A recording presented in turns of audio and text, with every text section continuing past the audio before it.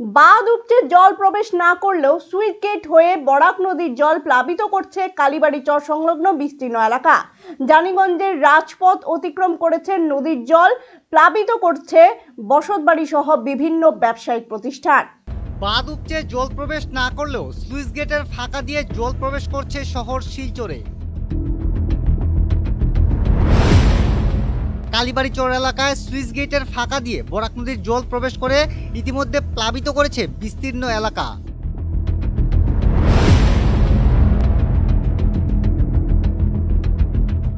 বন্যার কবলে পড়েছে ওয়াটার ওয়ার্কস রোড থেকে শুরু করে জানিগঞ্জের রাজপথ পর্যন্ত।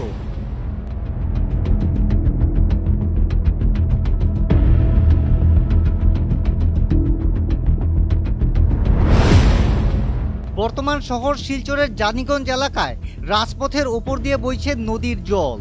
নদীর জল এগিয়ে যাচ্ছে সদর থানা এবং নাহাটা পয়েন্টের দিকে। এই জল প্লাবিত করেছে বিস্তীর্ণ এলাকা।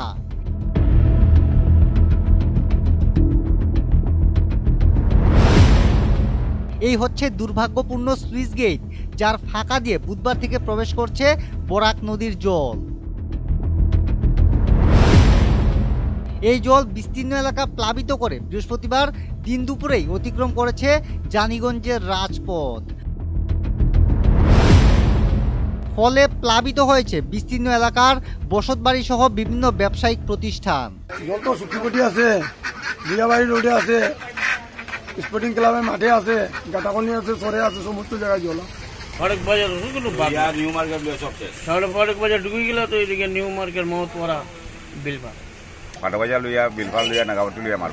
নর্থ ইস্ট আপডেটের পর্দায় আপনারা দেখতে পাচ্ছেন জানিগঞ্জ এলাকার দৃশ্য।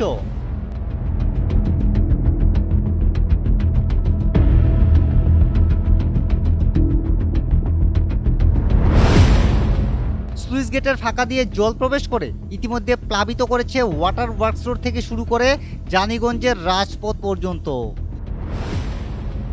এমন অবস্থায় স্বাভাবিকভাবে প্রশ্ন উত্থাপিত হচ্ছে যে এই সামান্যতম সুইচ গেটটা কি সারা বছরে মেরামতি করা গেল না?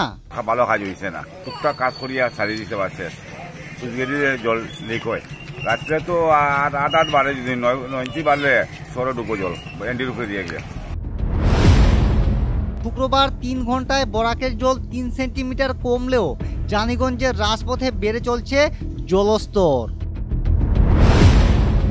এমন অবস্থায় স্থানীয় বসবাসকারী মানুষ এবং ব্যবসায়ীদের দেখা গেছে তল্পা গোটাতে। Bureau report, North East update.